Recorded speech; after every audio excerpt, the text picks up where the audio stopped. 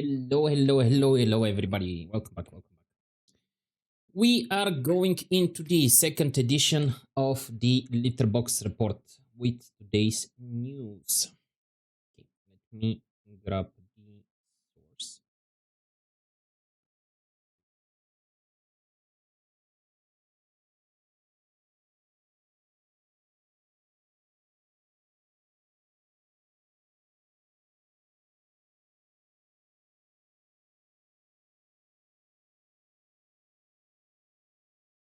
Yes, we are at the final news report.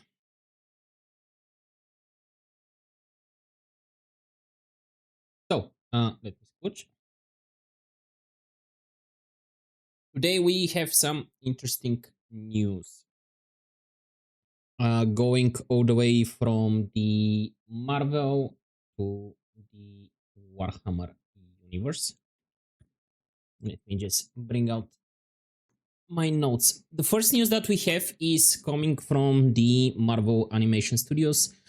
Eyes of Wakanda. Marvel's got a new animated series coming August 27 this year on Disney Plus. It is based on the Black Panther world, but doesn't focus on T'Challa, which was the protagonist of the Black Panther movies. Instead, it follows Wakandan warriors from different time periods who travel around the world to recover stolen vibranium artifacts and artifacts of the Wakandan people. It's a little bit like spy movie with, if you have watched Agents of S.H.I.E.L.D., that was another spin-off of the Marvel Universe. It does sound very similar to it. What's cool about it, it feels like a mix of history, action, and spy adventure movie. And it only has 4 episodes, so it is something that you can watch on a weekend. This is also one of the downsides, though. It's only 4 episodes. And as far as I understood from the trailer, each episode is going to be representing a different group of people in a different era. So for you to get an emotional attachment, the episodes needs to be like extremely well made, and they need to represent a very nice story. Thank you for the hydrate. So, should you watch it? If you like Wakanda and you like the Marvel universe with the Black Panther, that's definitely an animation for you. And also, if you prefer short stories that you can binge in a couple of hours, that's also something that will be up your alley. But until then, we'll take a look at it. To be honest, considering that they're going to be a relatively short episode, I don't know why they stopped on only 4 episodes. But we will see. I guess it's more of an experiment on their side to see if this is something that people will like and that people are going to be into. And if it's popular, then maybe they'll make a larger series out of it. But we will see. So, next news. The Full Metal Schoolgirl is launching on October 23rd this year for PS5, Switch 2, and PC. This is a very wild game. Let me just like put the trailer for you just so you can see like what exactly it is. Just going by the trailer, it's going to be a very silly game.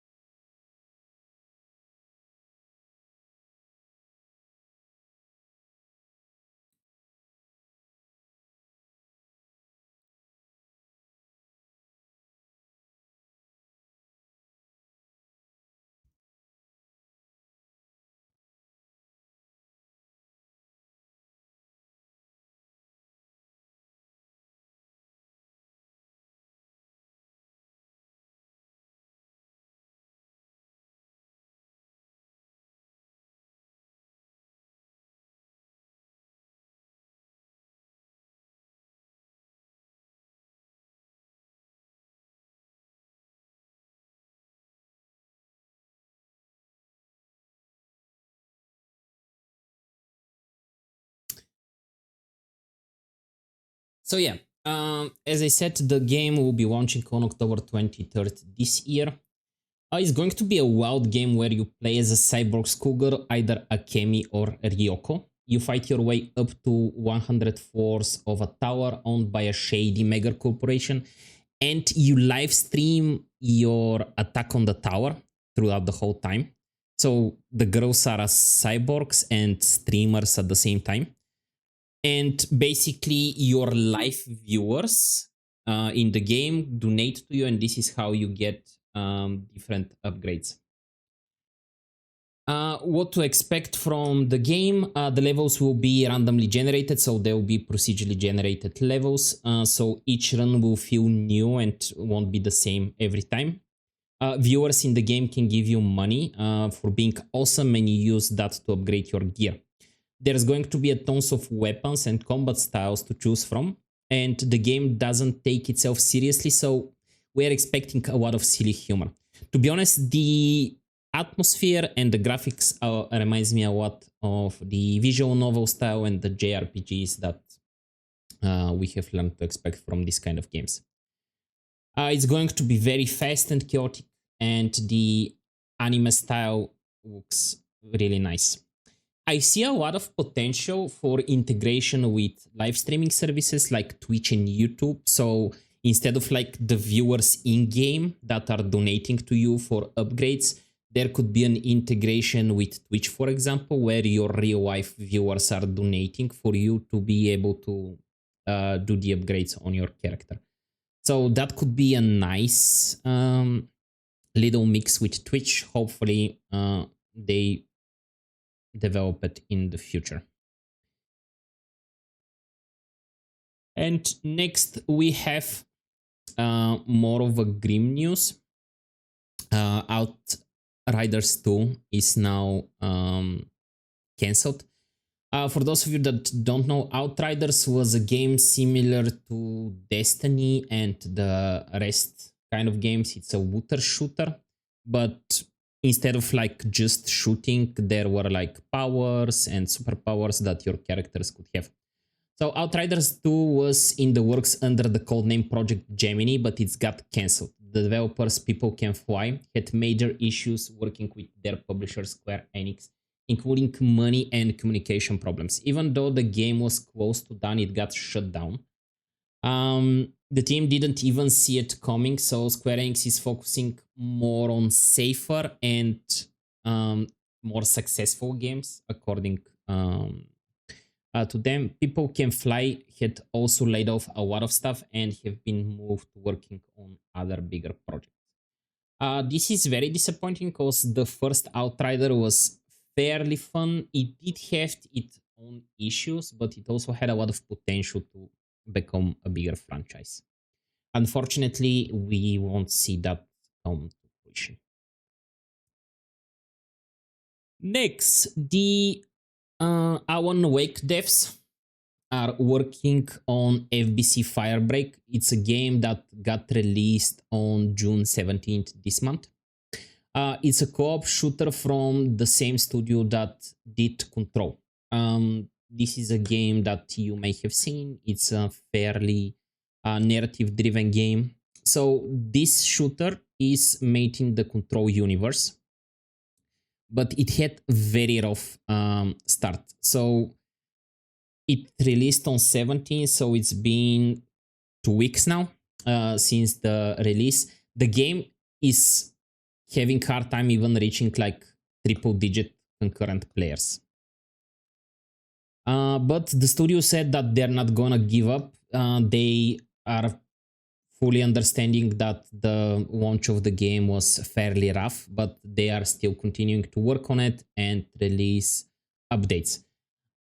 Heads off to them that they're still continuing to push, and they didn't drop the game just because like it had a terrible launch. But also, in my opinion, they should have just delayed the launch a little bit and made the game fairly playable before they released it. So there's going to be a new intro video to help new players get started, because there were a lot of complaints that the game is hard to get into.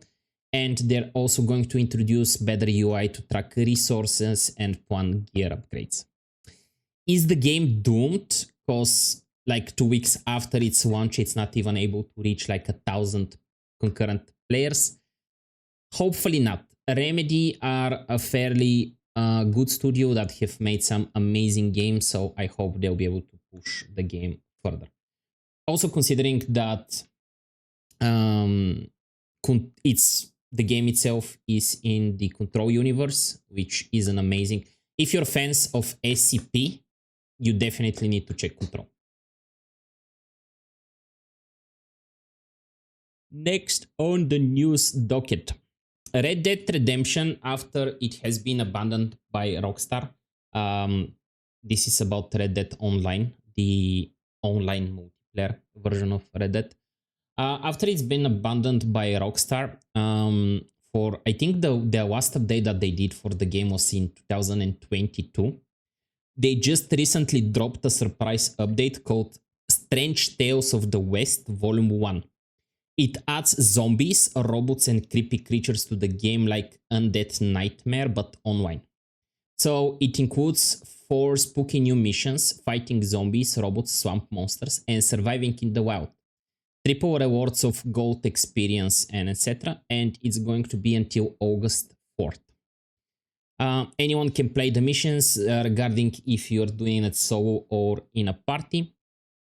This, I think, is the biggest update that they have done to the game for the last years. And considering that they have called it Tales of the West Volume 1, this hints that there's going to be more updates for the game in the future, which is a bit surprising considering that they're going to be dropping a very big title in GTA 6 next year.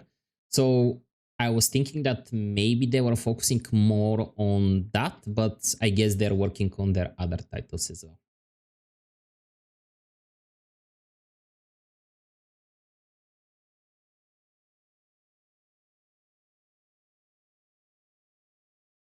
Okay, and next is a news about Nexus Mods, which is one of the biggest websites for mods for games and game modding.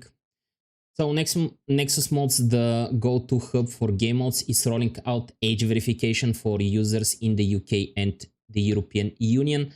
If you're trying to download any of Nexus Mods was one of the place where everyone goes to download the naughty mods and the 18 plus mods.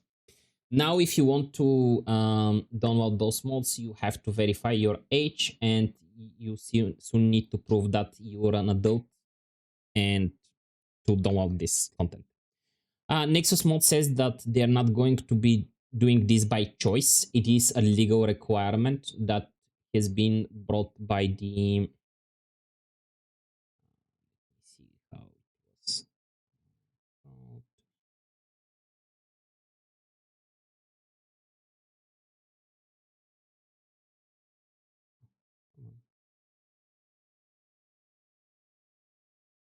Yes, UK's Online Safety Act and the European Union Digital Services Act. These laws are cracking down on platforms to make sure kids aren't submitting into adult or illegal content. Nexus Mod says they're not doing this by choice, it's a legal must do, or they risk massive fines. They're also revamping their tagging system for adult content categories like pornographic, suicide, depression, and even extreme violence.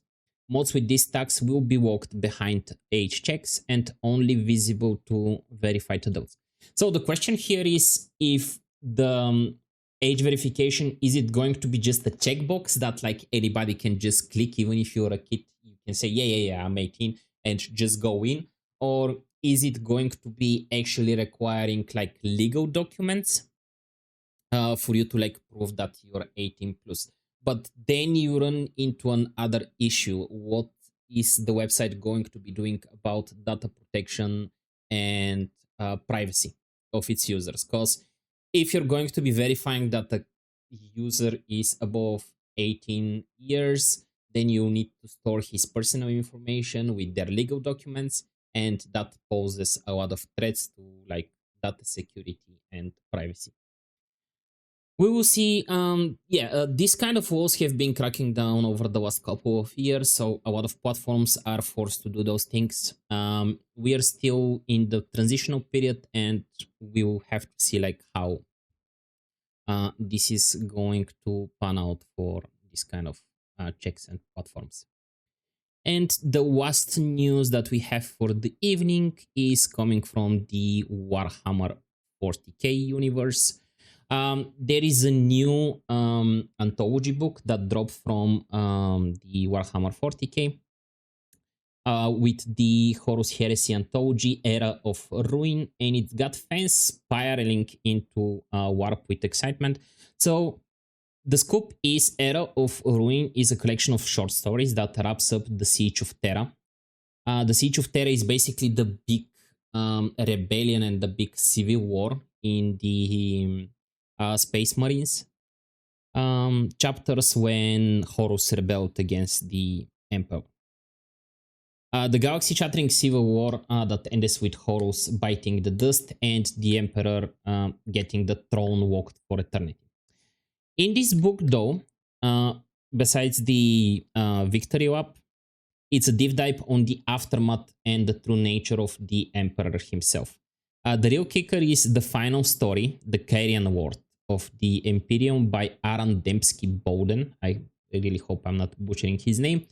It basically says, that iconic image of the Emperor on the golden throne, the skull-faced godlike figure. So, for those of you that don't know about the Warhammer universe, the Gold Emperor of Mankind in a lot of cases is portrayed as like this massive figure that is sitting on a golden throne, and his face is like just like a skull, but it looks like fairly like holy and regal.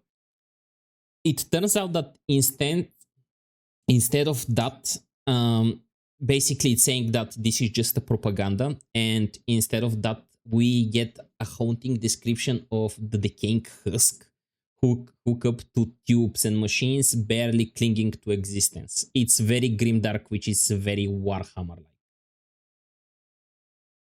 The Horus Heresy epilogue, basically. Yes, kinda, but it's more like short stories that contribute to the overall war, I would say.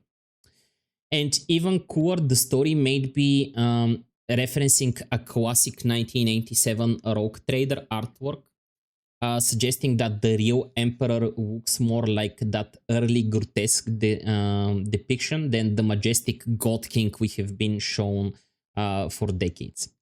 In a lot of cases, so there hasn't been any like images of the God Emperor himself in any of their artworks in recent years. So we are not really sure like if what we have seen as artworks is just the propaganda of the Imperium. I'm really like hyped to see where they're going to bring out the story with this one. And with this, we are concluding tonight's news report. I'll have more for you guys on Friday.